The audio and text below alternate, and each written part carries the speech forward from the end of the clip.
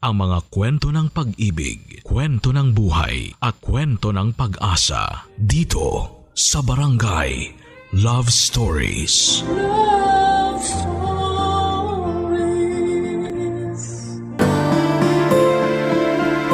Hindi sa lahat ng pagkakataon ay sapat ang pagmamahal para maging masaya ang dalawang puso. Darating ang oras na pipiliin mong maging totoo sa sarili. Kahit may kailangang masaktan. Ikaw, kabarangay, kaya mo bang ipaglaban ang pag-ibig kahit salungat sa mundo? Dear Papa Dudut, hindi ko na maalala kung kailan ako naging avid listener ng inyong programang Barangay Love Stories. Ang alam ko lang po ay nakukumpleto ang araw ko kapag nakakapakinig ako ng kwentong binabasa ninyo. Mga kwento na puno ng aral para sa mga simpleng tao na kagaya ko. Itago nyo na lang po ako sa pangalang Berta, 35 years old, nakatira dito sa Maynila at isa akong babae na nakulong sa katawan ng isang lalaki. Ang sabi nga nila ay bading, juding, binabae o kung ano pa man ang tawag sa amin. Nasa 20 anyos ako nang makipagsapalaran po ako dito sa Maynila. Tubong Bicol kasi ako na itinakwil ng mga magulang ko nang malaman nila na meron akong tinatagong lihim tungkol sa kasarian ko. Hindi nila ako matanggap at tinawag pa akong salot sa pamilya. Hindi naging madali ang buhay ko sa Maynila noon. Napakadami ko ring pinagdaanan. Nagtrabaho ako sa kung saan saang tindahan, palengke, parlor hanggang sa nakaipon ako at nagkaroon ng sarili kong salon na naging bahay ko na rin. Masasabi ko na maayos naman ang buhay ko hanggang sa makilala ko si Ramon Papadudut.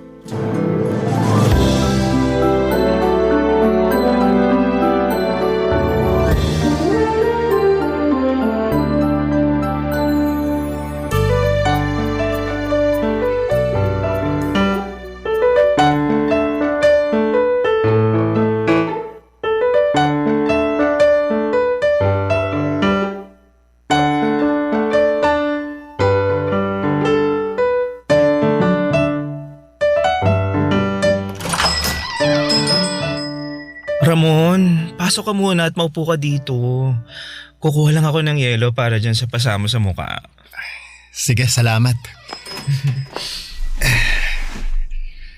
Ang luwag pala dito sa loob ng salon mo, no? Oo, kasi ito na rin yung bahay ko. Kaya may maliit na rin akong kwarto at kusina dito. Pero alam mo, mabuti na lang talaga at nahabol mo yung bag ko. Di naman masyadong malaki ang perang laman nito pero may dala akong mga importanteng papeles para sa salon ko eh. Ay, mabuti na lang at malakas ka ring sumigaw kaya nakuha mo kaagad yung atensyon ko. Nagulat kasi ako sa bigla niyang paghablot ng bag ko eh. Kalalabas ko lang ng simbahan kanina. Ito na nga pala yung ice bag para dyan sa pasa sa pisngi mo. Ay, salamat. Grabe, ang lakas talaga ng loob nila, no? Sa labas pa talaga ng simbahan nila ginagawa ang masasamang bagay na yun. Sayang lang at hindi ko siya nadala dun sa presinto. Ang bilis din kasi tumakbo nung magnanakaw na yun. Ay, salamat talaga. Kung hindi dahil sa'yo, nawala na yung bag ko sa akin. Ikaw lang ang naglakas loob na habulin at pigilan yung magnanakaw na yun. Paano? May dala rin kasi siyang balisong kaya siguro natakot yung ibang tao na habulin siya. Nagalala nga ako nung lapitan kita habang nakaupo ka sa gilid ng kalsada eh. Akala ko talaga nasaksakan na niya. Nako, mabilis akong umilag sa mga ganyan. Kaya lang, nang makuha ko sa kamay niya yung bag mo, natsyempohan niya naman ang pangako bago siya kumaripas ng takbo. Kaya nga eh, natakot talaga ako na baka masugatan ka niya. Mabuti na lang at pasalangan nakuha mo sa kanya. Ano nga palang pangalan mo? Pasensya na, nakalimutan ko ah. Ramon. Ako si Ramon. Ikaw, Berta ang pangalan mo, di ba? Paano mo nalaman ang pangalan ko? Kapit-bahay mo lang kasi ako. Hindi mo ba alam? Ay, talaga ba? Oo, dyan lang ako nakatira malapit sa katapat nitong salon mo. At narinig ko nung isang beses na tinawagan nilang Berta kaya nalaman ko yung pangalan mo. Madalas nga kitang nakikita na nagkakape sa umaga habang nakasandal sa may gate eh. Tapos napansin ko na nakatulala ka na parang ang lalim ng iniisip mo habang nagkakape. Ang dami mo naman napansin sa akin. Pasensya ka na ha. Mapagmasid lang talaga ako sa mga tao sa paligid ko. Halata nga eh. Kaya nagulat ako, nakilala mo na pala ako. Ilang buwan pa lang ako dito sa lugar natin pero marami na rin akong kakilala. Mukhang ikaw nga yung tipo na pala kaibigan sa tao eh. Naku, hindi naman masyado. Palakaibigan lang din ako tsaka matandain sa mukha at tsaka sa pangalan. Kaya nung malingunan kong ikaw yung sumisigaw kanina, mas lalo akong naglakas loob habulin yung magnanakaw para mabawi yung bag mo. Naalala ko na naman yung paghabol na ginawa mo sa kanya. Ang mabuti pa, ipagtitimpla muna kita ng kape ha at ilalabas ko na rin yung binili kong pandesal kanina. Oy naku, huwag na. Maabahala pa kita. Ikaw nga ito naabala ko kaya hayaan mo na. Ipaghanda kita ng almusal mo.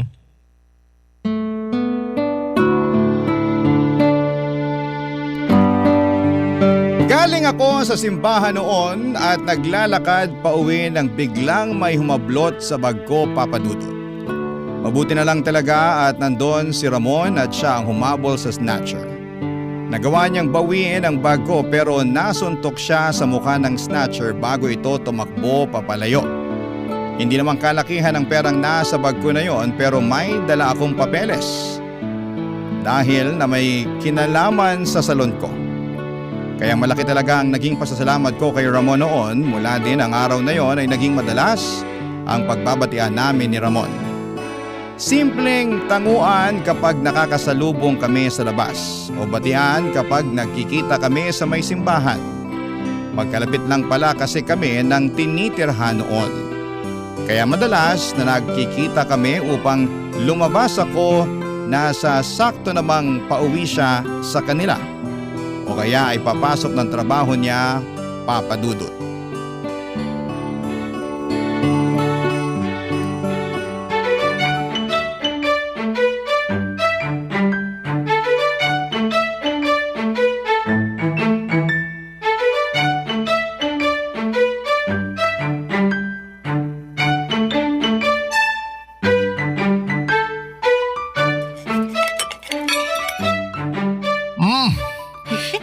Grabe, Berta. Sarap talaga nitong biko na ginawa mo. Mabuti naman at nagustuhan mo. Sobra. Naubos ko na nga itong nilabas mo na biko eh. Pasensya ka na, ang sarap kasi talaga. Ayos lang. Konti lang naman din yung ginawa ko kagabi. Uy, alam mo, dapat talaga nagbebenta ka na rin ng biko at ng iba pang kakanin na ginagawa mo. Sigurado ako na maraming bibili sa'yo. Naku, imposible yan, Ramon. Oh, bakit mo naman nasabi yan? Ang sarap kaya ng mga ginagawa mong kakanin. Lalo na yung sapin-sapin na natikman ko nung nakaraan, the best din yun, Berta. Kaya simulan mo nang magbenta para may dagdag negosyo ka. Naku, huwag kang mag-alala. Tutulungan kita sa pagbebenta. Basta ba palagi akong may libreng kakanin mula sa'yo? Kaya naman pala gusto mo magbenta ako ng kakanin eh. Kasi may ganyang agenda ka. Pero salamat nga pala sa pag-ayos ng lababo ko, Ramon ah. Ilang araw ko na rin pinoproblema yan dito sa salon eh. Kaya nga nagsarado muna ako ngayong araw. Nakaka-istorbo rin kasi sa mga customer ko yung basang sahig gawa ng sirang lababo na yun. Ngayon, maayos na pati yung tulo ng tubig ng gripo sa banyo. Ay, wala yun. Sabi ko naman sa'yo, kapag may kailangan kang ipaayos, sabihin mo lang agad sa akin. Magaling akong magkumpuni ng mga bagay-bagay sa loob ng bahay. Halata nga. Ay naku! Pakainit sa labas! Kasira sa magandang balat ko, ang taas ng sikat ng araw. Oh, kala ko sarado tayo ngayon, ba't may customer dito? Hindi customer si Ramon, Lolit. Oh. Pumunta siya dito para ayusin yung lababo natin. Kasi ilang araw nang tumatagas yung tubig doon, di ba? Ayaw nga pala, pero naayos naman ba? Ang bilis nga lang naayos ni Ramon eh. Berta, kailangan ko na rin palang umalis. May trabaho pa kasi ako sa factory mamaya. Ay, ganun ba? Sige, ito pala yung bayad ko. Ano yan? Bayad? Para saan? Sa pag-ayos ng lababo ko. Sino nung may sabi na kailangan mo magbayad sa akin? Pinagmerienda mo na nga ako ng masarap na biko tapos tatanggapin ko pa yung pera mo. Ay, ang mabuti pa Berta, pag-isipan mo na lang mabuti yung sinabi kong negosyo sa'yo. Tutulungan talaga kitang maubos yung mga ibebenta mong kakanin. Bahala na. Sasabihan na lang kita kapag nakapagdesisyon na ako tungkol sa bagay na yan. Oh, sige, ikaw bahala. O siya, alis na ako ha. Ingat ka. Salamat ulit sa pag-ayos ng lababo namin Wala yon Berta. Tawagin mo na lang ulit ako kapag may ipapaayos ka dito sa salon ninyo. Sige, bye!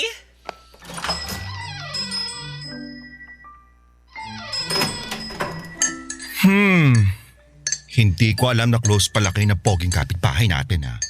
At talagang hindi pa niya tinanggap yung bayad para sa pag-ayos niya sa lababo mo? Mabait lang talaga si Ramon. Okay, mabait lang. Baklan to, sabi mo eh. Lolit, kung ano man yan nasa isip mo, hindi ganyan tao si Ramon. Sana nga, kasi nung uling beses na narinig ko yan, ilang linggo ka lang naman naglupase at nagsara nitong salon natin, di ba? Dahil niloko ka ng lalaking minahal mo. At sana hindi na maulit yon, Berta, ha? Siyempre naman, char.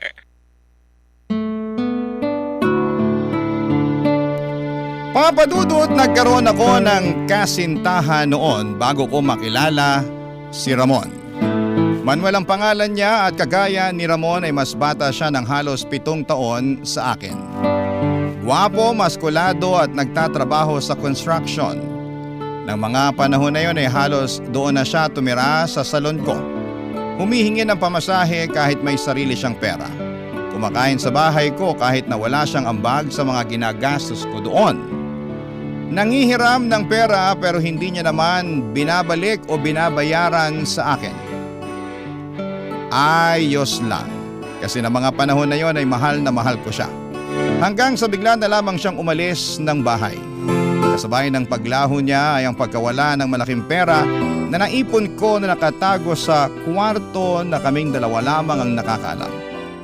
Nabalitaan ko na lang na umuwi na pala siya ng probinsya niya sa Palawan at may kinakasama ng babae doon. Sobra ko nasaktan kasi akala ko ay minamahal niya ako ng totoo. Pero sa huli ay napagtanto ko na ginagamit niya lang pala ang pagmamahal ko para sa sarili niyang kapakanan noon, Papadudot. Barangay Love Stories. Barangay Love Stories. Papadudot, alam ko naman na nag-aalala lang sa akin ang kaibigan kong si Lolit. Kasi nasaksihan niya kung paano halos mawasak ang mundo ko nang dahil kay Manuel. At ayaw niya lamang na maulit yon. Pero nang mga panahon na yon ay ramdam ko na iba si Manuel. Mabuti siyang tao lalo na nang maging mas malapit pa kami sa isa't isa. Naging regular customer ko na rin siya, Papadudot. Madalas siyang dumadaan sa salon na may dalang mga pagkain mula sa factory nila ng biskwit. Madalas din siyang tumatambay sa salon kapag wala siyang pasok sa trabaho. Nagkakape at nakikipagkwentuhan kapag wala akong customer. Doon namin mas nakilala ang isa't isa. Nalaman ko na taga Bacolod pala siya at wala na siyang tatay at nagtatrabaho siya para sa nanay niya at 5 kapatid niya sa probinsya. Mahigit sa kalahati daw ng sweldo niya ang palagi niyang pinapadala sa nanay niya. Nalaman ko ang hirap ng buhay niya kaya naawa din ako sa kanya. Hanggang isang araw ay nanghiram siya sa akin ng pera. Medyo malaking halaga dahil may sakit daw ang nanay niya at kailangan niyang umuwi ng probinsya. Pinahiram ko naman siya kaya lang ay pagkatapos noon, halos 2 buwan na akong walang naging balita sa kanya. Papadudot.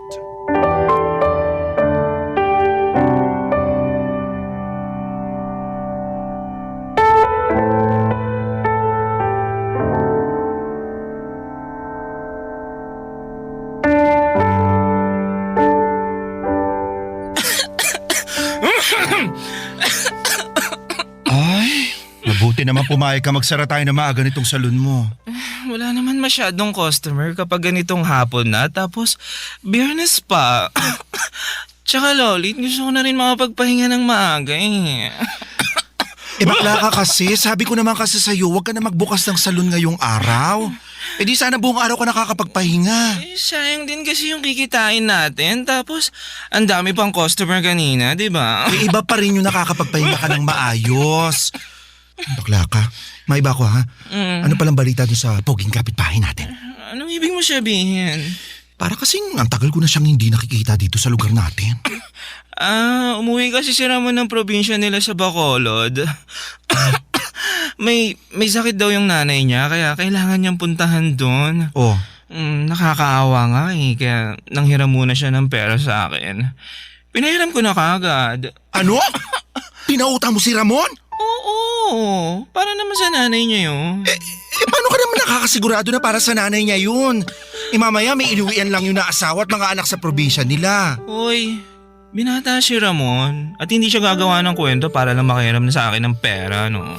Ewan ko ba sa'yo bakla kung bakit napakabilis mong maniwala? Eh magkano ba inutang sa'yo ng lalaking yun? 5,000. 5,000? Oo, pero ibabalik niya rin naman daw kagad kapag nakabalik na siya dito sa Manila. Tapos hindi man lang siya nagpapadala sa'yo ng kahit anong sulat. Hindi, kasi hindi niya naman kailangan gawin yun. Ay naku, bakla ka ng taon. Hindi na talaga ako magugulat kung hindi na yung bumalik dito sa lugar natin.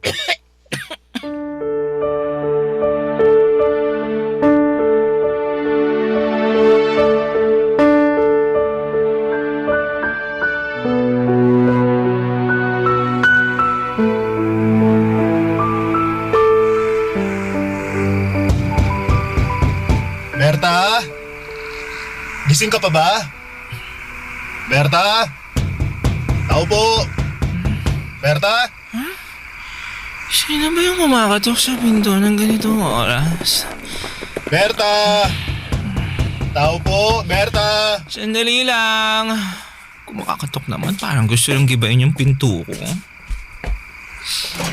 Ano bang kailangan mo ng ganitong oras at... Ramon? Ay, Berta, sa wakas. Akala ko hindi mo na ako pagbubuksan ng pinto eh. Anong ginagawa mo dito? Eto, dinadalaw ka kasi ang tagal nating hindi nagkita. Dala ko na nga pala yung pambayad ko sa hinaram kong pera sa'yo. Ganun ba? Pwede mo naman bukas na lang ibigay yan eh. Kasi gusto ko lang din na makita ka ngayon. Pahawak nga ako ng mga kamay mo. Alam mo, Berta, na-miss kita. Pasensya ka na kung ang tagal kong nawala. Ang dami ko kasing inayos dun sa probinsya. Na-ospital si nanay dahil sa tuberculosis tapos na-dengue pa yung isa kong kapatid. Kaya nung naging maayos na sila, bumalik na ako ng Maynila at ikaw ang kauna-unahan kong pinuntahan. Dala ko pa nga itong mga bagahe ko. Ayos lang. Hindi mo naman kailangan humingi ng pasensya, no? Kasi hindi mo naman obligasyon na ipaalam sa akin yung mga ginagawa mo sa buhay mo. Gusto ko pa rin ipaalam sa'yo ang nangyayari sa buhay ko. Kasi alam mo, sa totoo lang, sa ilang buwan na nalayo ako sa'yo, mas naramdaman ko kung gaano ka ka-espesyal para sa akin.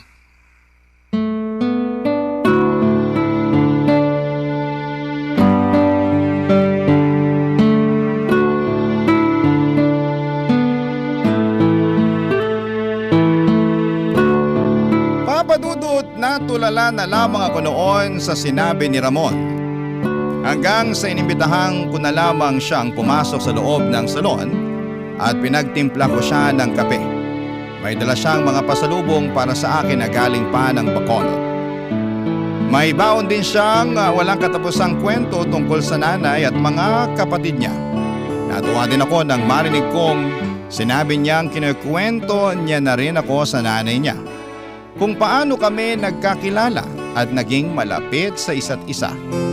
Nang gabi na yon, alam kong iba na yung nararamdaman ko para sa kanya, Papadudot. Espesyal na at nagsisimula na rin akong umasa na sana'y ganun din ang nararamdaman niya para sa akin.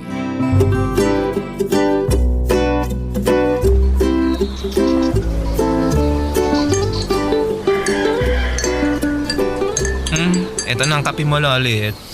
Ay nako, namiss ko talaga yung mapait na kape mo. Amoy palang gising na kagad ang dugo ko. Ay, aba syempre.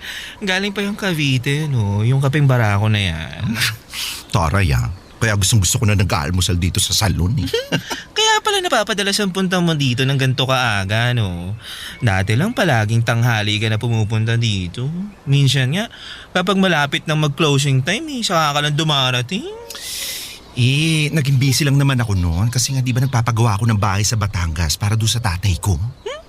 Yung pagpapagawa ba talaga ng bahay ang inaasikaso mo at hindi yung mga lalaki mo? Hoy, matagal ko nang tinigilan yung mga lalaki na yan na walang ibang ginawa kundi perahan lang tayo. Tsaka, totoo yung sinabi ko na inaasikaso ko talaga yung bahay ni tatay doon sa Batangas. Para naman matuwa-tuwa siya kahit may anak siyang bading. Mabuti nga at nagkaayos na rin kayo ng tatay mo. Maiba tayo, ikaw ba? Anong balita sa inyo ng pamilya mo sa Bicol? Ayun, mukhang galit pa rin sila sa akin hanggang ngayon. Hoy, paano mo naman nasabi yan? Kasi ni isa sa mga sulat ko wala pa silang sinasagot o pinapadala sa akin. Pero ayos lang naman yun kasi tanggap ko naman na kahit kailan di nila ako mabebetaan. Hi Berta, magandang umaga. Hi, good morning din sa'yo, Ramon. Pasensya na kung pumasok na ako kahit may closed sign dun sa pinto Nakita ko kasi nabukas yun kaya hindi na ako kumatok. Ayos lang. Ano bang ate na tangaga bang napadaan dito sa salon ko? Ano kasi, pangumaga kasi ako ngayon sa trabaho at bumili ako ng pandesal na babaunin ko. Naisip ko na bilhan ka na rin kasi alam kong ganitong oras ka nag-aalmusal. Eto. Salamat, Ramon. Tamang-tama, mag-aalmusal pa lang din kami ni Lolit. Sumabay ka na sa amin kumain bago ka pumasok sa trabaho mo. Hindi na, Berta. Dinaan ko lang talaga yung pandesal para sa'yo. Ay, sakto. Gusto ko rin ng pandesal pero para lang pala sa iyan, Berta. Dinagdagan ko yan kaya pwede niyong pagsaluhan. Yun naman pala madami naman pala yan kaya sige na. Kumuha ka na dyan ng pandesal mo, Lolit. Sige, Berta. Alis na rin ako Baka malate pa ako sa trabaho Pero maaga naman akong makaka-out mamaya. Hintayin mo na lang din ako para sabay na tayo maghapunan. Sige, ingat ka. Salamat ulit.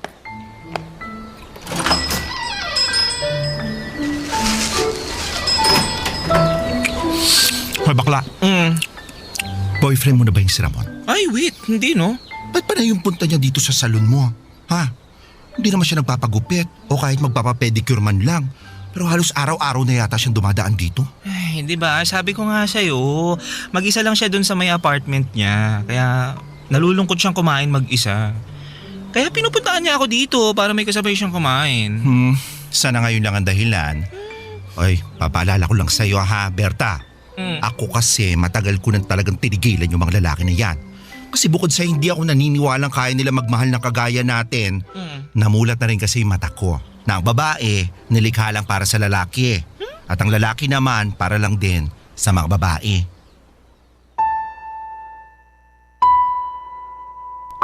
Papadudot nung mangutang sa akin si Ramon at ilang buwan siyang hindi nagparamdam nang umuwi siya sa probinsya, akala ko talaga ay kagaya siya ni Manuel. Ayoko mang aminin kay Lolit noon, alam ko na nararamdaman niyang nasasaktan na ako ng mga oras na yon. Sinisiksik ko kasi talaga sa utak ko na iba siya sa mga naunang lalaki na minahal ko, na pinirahan at sinaktan lamang ako sa huli. At hindi nga ako nagkamali dahil mula nang bumalik siya galing sa probinsya, nag-iba ang estado ng pagiging malapit namin sa isa't isa. Mas naging madalas ang pagdaan o pagpunta niya sa salon. Mas naging madalas ang pagdadala niya ng pagkain sa akin at mas nakilala ko siya dahil sa mga kwento ng buhay niya. At na mga panahon na yon, kahit alam ko ang bagay na pinupunto ng kaibigan kong si Lolit ay hindi ko pa rin napigilan ang sarili ko na mahulog ang loob kay Ramon, Papadudot. Barangay Love Stories. Barangay Love Stories. Papadudot, dahil sa madalas na pagpunta ni Ramon sa salon ay naging paksa na kami ng mga tsismisan sa aming lugar. Ang daming iba't ibang bersyon ng nakarating sa akin. Na magkasintahan na daw kami ni Ramon, na kaya raw siya pumupunta sa salon dahil may nangyayari sa aming dalawa, Papadudot. At sa kanya daw napupunta lahat ng perang kinikita ko sa salon. Minsan naming napag-usapan ni Ramon yon at sinabi niya na wala siyang pakialam sa mga chismis na yon dahil wala namang kaming ginagawang masama. Wala kaming sinasaktan o inaapakan ng ibang tao. Papadudot sinabi sa akin noon ni Ramon na pupunta ng Maynila ang nanay niya. Ang gusto niyang makilala at gusto niyang makilala ko ito. Kinabahan agad ako nang sabihin niya yon kahit na alam ko na walang dahilan kasi magkaibigan lamang kaming dalawa. Nang dumating ito sa Maynila ay tumira ito sa apartment ni Ramon. Sa ilang beses na pag-anyaya ni Ramon sa akin sa apartment niya para makilala ko ang nanay niya ay may ilang beses din akong gumagawa ng dahilan para hindi pumunta. Hanggang sa tuluyan ko na ngang hindi natanggihan ang pag-anyaya sa akin ni Ramon para makilala ang nanay niya, Papa Dudut.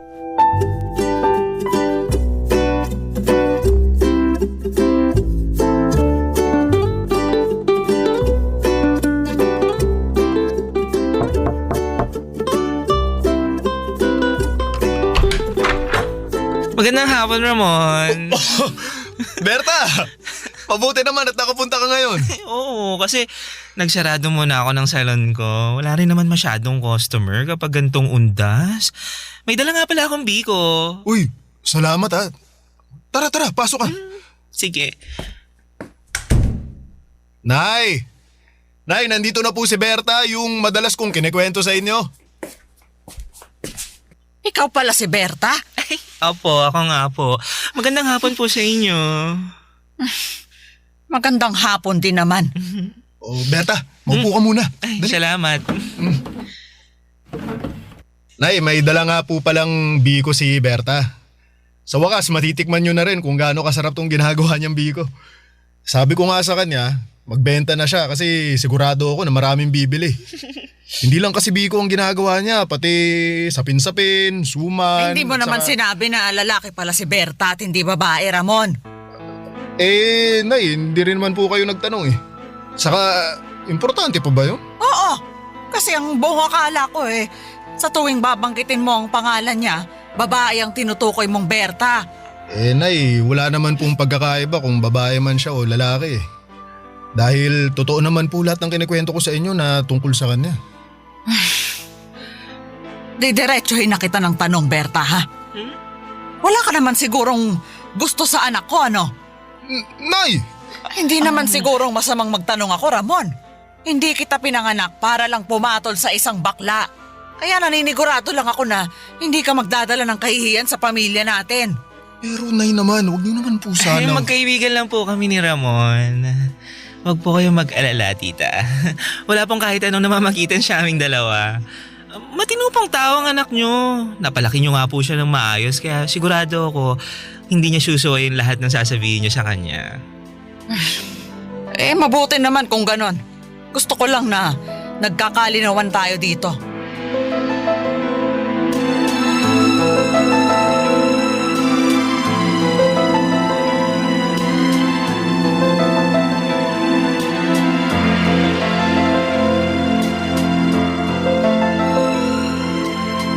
Salamat sa paghatid sa akin, Ramon. Sabi ko naman sa'yo hindi mo na kailangan gawin to. Berta, pasensya ka na dun sa mga sinabi ni nanay kanina. Uy, ano ka ba? Hindi mo kailangan humingi ng pasensya. Naiintindihan ko yung nanay mo. Pero, di ka niya dapat binastos ng ganun eh. Hindi ako binastos ng nanay mo.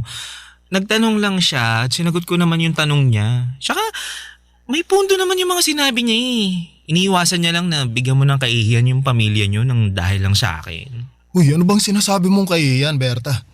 Walang nakakahiya sa kung ano man ang namamagitan sa ating dalawa. Kahit ano pa man ang sabihin ng ibang tao, wala akong pakialam. Kasi kahit kailan, hindi kita ikakahiya. Hindi ko ikakahiya kung ano man ang nararamdaman ko para sa'yo. Ramon, anong ibig mo sabihin? Berta, alam mo kung anong ibig kong sabihin. Hindi ka manhid para hindi mo maramdaman kung bakit palagi akong pumupunta dun sa salon mo. Kung bakit gusto kong makilala ka ni nanay. At kung bakit gusto kong palagi kang kasama. Berta, gusto kita. Matagal na. At humahanap lang ako ng tiyempo na... Umuwi ka na. Umuwi ka na. Berta. Gusto ko nang magpahinga kaya sige na, umuwi ka na. Pero hindi man lang ba natin pag-uusapan yung tungkol sa ating dalawa? Hindi na. Kasi wala tayong dapat na pag-usapan, Ramon. Sige na, umuwi ka na sa bahay niyo. Naghihintay sa'yo nanay mo. Gusto ko na talaga magpahinga kaya please, umuwi ka na.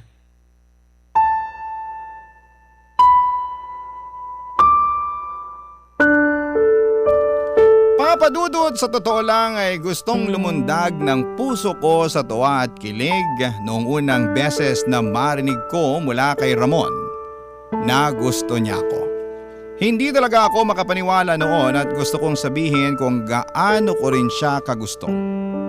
Na matagal nang nahulog ang loob ko sa kanya pero hindi ko yon ginawa. Kasi ayokong maging makasarili. Ayokong masira kung anuman ang magandang samahan nila ng nanay niya. Nagsimula na rin akong iwasan si Ramon noon. Kapag pumupunta siya sa salon ay hindi ko siya kinakausap at palagi kong inaasikaso ang mga customers kahit na may ibang staff na pwedeng gumawa noon. Kapag naman sarado na ang salon ay nilalako ang pintuan o kaya ay hindi ako lumalabas kapag kumakatok siya. Minsan din ay kinausap ako ng nanay niya at sinabing layuan ko si Ramon. Huwag ko raw sanang sirain ang buhay ng anak niya at hindi daw isang bakla na kagaya ko si Ramon. Ilang buwan kong pilit na iniwasan si Ramon, Papadudod. Ilang buwan din akong tahimik na umiiyak noon. Madalas kong nakikita si Ramon na umuuwi na lasing sa apartment nila. At sa tuwing magtatangka siya na kausapin ako, pag-iwas lang ang sinasagot ko sa kanya. Hanggang sa tuluyan na siyang napagod. Sa paglipas pa ng ilang buwan ay nagulat na lamang ako sa nabalitaan ko, Papadudot.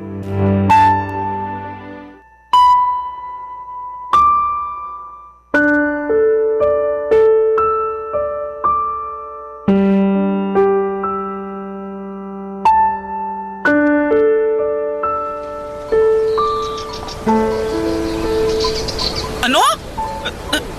Nakabuntis si Ramon? Ha? Oo, Berta. Sabi ko na nga ba hindi yung paalam? Baklang to. Nung isang araw ko lang din nabalitaan na ikakasal na si Ramon kasi nga buntis na raw yung babae. Sumugod daw kasi yung tatay ng babae sa inuupahan ng bahay ni Ramon. Nagkausap sila ni Ramon pati na nung nanay niya. Ayun, nagkasundo sila na... Oy, Berto, umiyak ka ba? Uy, Berta! Sabi na tama ako eh. Hindi talaga totoo yung mga sinabi niya sa akin noon. Hindi totoo. Hindi totoo na gusto niya ako. Hindi totoo yun. Hindi totoo yung mga sinabi niya sa akin, Lolit. Kagaya lang din siya ng ibang mga lalaki.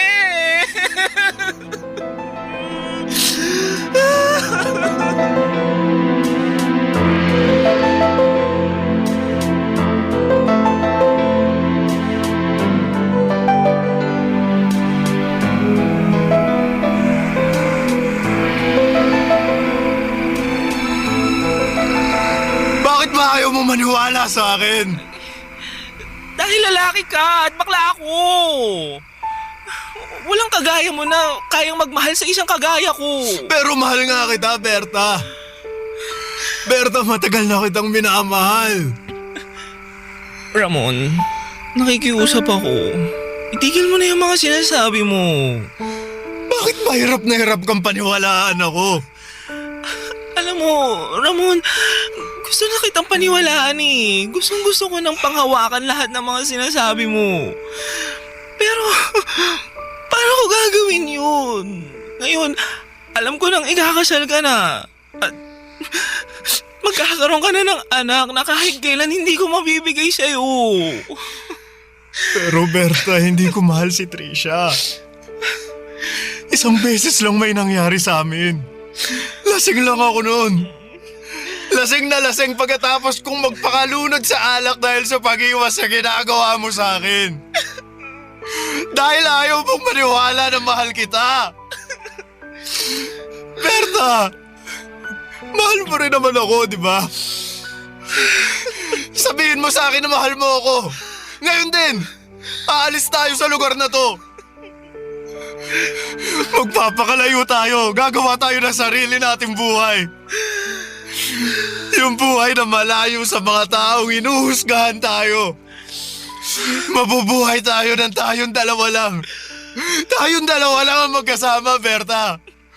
Basta sabihin mo lang sa akin. Sabihin mo lang na mahal mo ako.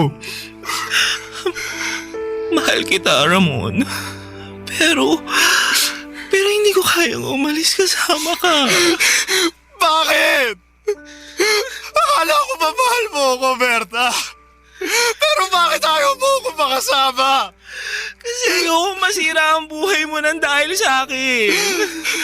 Ayokong itakwil ka ng pamilya mo at ayokong mawalan ng tatay yung magiging anak mo. Kaya nakikiusap ako, Ramon.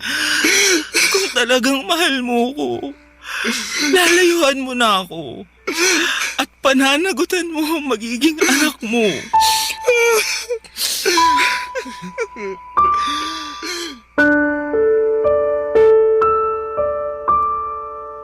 Papadudod, sobrang hirap para sa akin na bitawan ang mga salitang yon.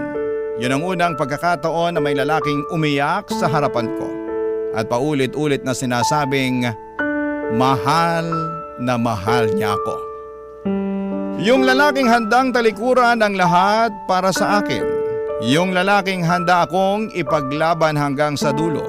Yung lalaki na hindi ko nagawang piliin at ipaglaban. Natapos ang pag-uusap namin ng gabing yon sa isang mahigpit na iyakapan. At yun din ang huling beses na nagkita at nagkausap kami ni Ramon. Dahil pagkalipas ng 2 araw ay nabalitaan ko na lamang na pumunta sila sa Davao kung saan ay nakatira ang pamilya ng babaeng nabuntis niya. Doon din sila nagpakasal at pagkatapos ay wala na akong naging balita pa sa kanya. Si Ramon ang huling lalaking minahal ko, Papa Dudo. At nandito pa rin sa dibdib ang pait at sakit hanggang ngayon. Nandito pa rin yung malaking panghihinayang na paano kaya kung sinubukan namin. Paano kung naging matapang ako? Paano kung nilaban ko rin siya hanggang sa dulo? Papadudot, dito ko na rin po tinatapos ang sulat ko at sana po ay makapag-iwan ito ng aral kahit papaano sa mga kabarangay natin na nakikinig ngayon. Ang inyong kapuso at kabarangay forever, Berta. Ano ang masasabi mo sa ating Barangay Love Stories today? Aabangan namin yan sa aming comment section.